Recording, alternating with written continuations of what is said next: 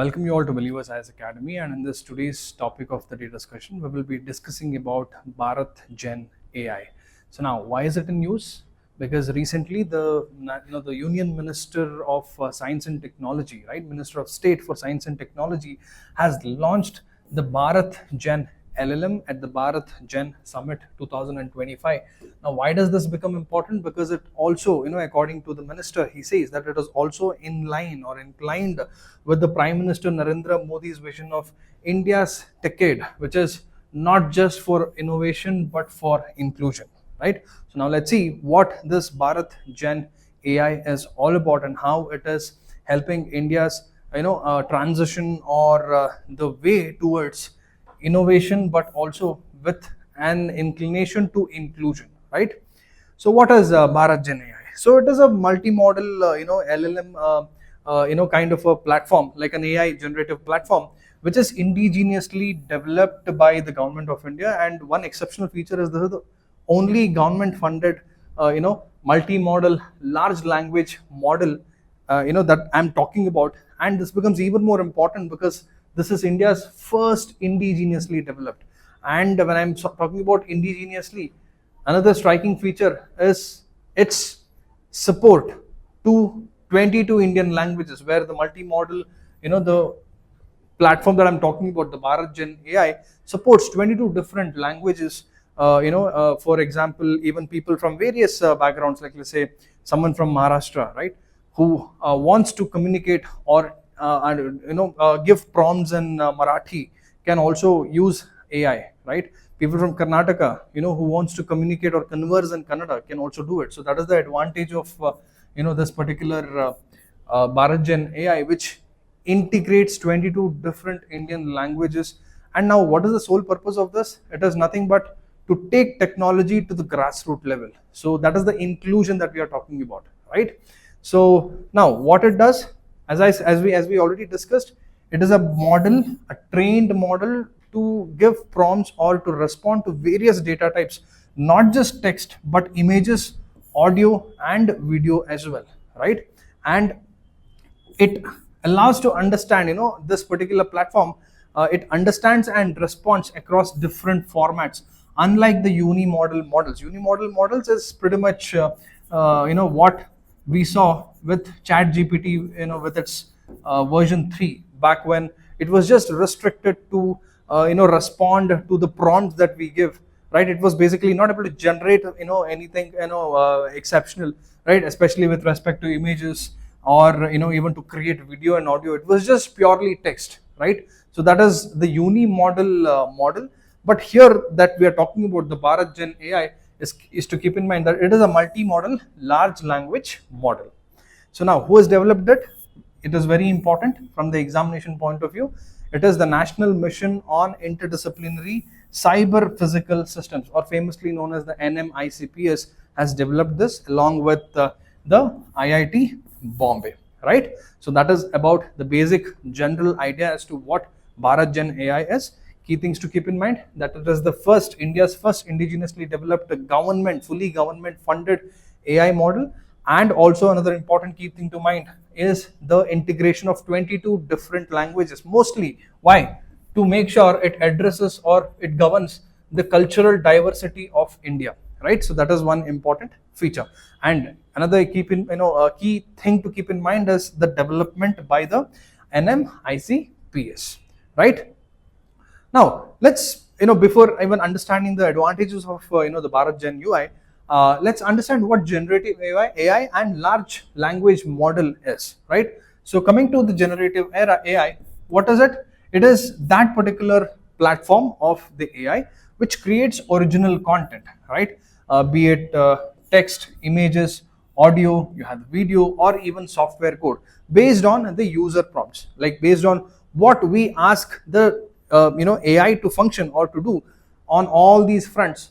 It gives us only that much, right? So that is generative AI based on the user prompts. And how it works? It is built on advanced AI models like the large language models for text-based tasks. Example, ChatGPT. The famous example is the ChatGPT, especially the ChatGPT version 3. unlike the recent ChatGPT 4.05. ChatGPT 3 was pretty much this. So it relies on deep learning to mimic human-like learning and decision making. So what is the core idea of this generative AI? It is just rather than just processing data, generative AI produces new and original outputs, right? It is for content creation with some new ideas, rather than reproducing from what it is already having from its database.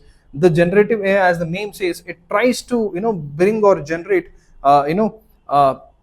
new content from the original outputs that it already has from the database. Now, what about the large language model? So here, as it clearly says, it is a category of foundation models trained to understand and generate human language and other forms of content, right? So this is very important. This is very narrowed. The generative AI is very narrowed, but on the other hand, the large LLMs we're talking about, it is very wider in terms of the scope, where it integrates or understands human language as well and other forms of content too. Let's see how.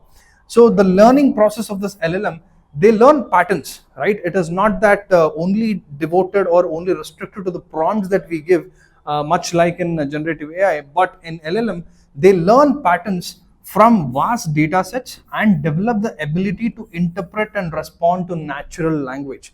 So it mostly is like giving its own content, pretty much thinking like a processor. You can just imagine this like a brain, right? So just like how new cells are formed, new neurons are formed based on a particular activity that you do. So LLM pretty much functions that way, right? It tries and learns the human patterns, and it tries to adopt to the various forms of content that it needs to generate based on the requirement, and it interprets and responds to the natural language, right? So that is very important with respect to LLMs that you have to keep in mind. And coming to the architecture, it is based on the transformer neural networks using multiple layers and self-attention mechanisms to identify complex relationships in idea. I think this is very clear. What I think we have already discussed this. So it is important to keep in mind this is unlike, or it is a stark difference to generative AI, where it is just prompt to prompt, just one way. But here it is pretty much like a human itself, right? It tries and builds connections. It tries to give multi-layered solutions, and it tries to integrate mechanisms to identify or complex relationships in that particular data that or the prompt that we give. So this is a very complex model that I'm talking about, right? And the capability, it can perform diverse tasks such as translation, summarization, content creation, and reasoning and whatnot. The capability is unlimited, right? So that is a simple difference you have to keep in mind, with respect to the LLM. So BharatGen AI is a large language model, right? So it has that wide scope. So now you understand the integrity. Now imagine, how this would help the common man, the normal person in this particular country, especially people from the rural backgrounds, who can make use of this sophisticated technology just with a minimum data that they have. I mean to say the internet that they have, and also it makes it even more conducive for them, because it is also integrated. It has also tried and integrated 22 different languages in the country, right? So now that becomes very important and very transformative, and the inclusion, the digital inclusion, is absolutely expanded with this particular program, right? So now, what is the significance of BharatGen? It is self-explanatory. It is one is the government-backed initiative. It is the first ever government-funded multimodal LLM designed to work in 22 Indian languages, ensuring inclusive and efficient AI for India. And next is, it is the very first initiative where AI is considered or used as a public good, which will provide generative AI models and applications prioritizing India's socio-culture and linguistic diversity. As we discussed in the very first slide, this is one of the primary feature of this AI, the model, which gives you or makes it very useful for the people of India, right?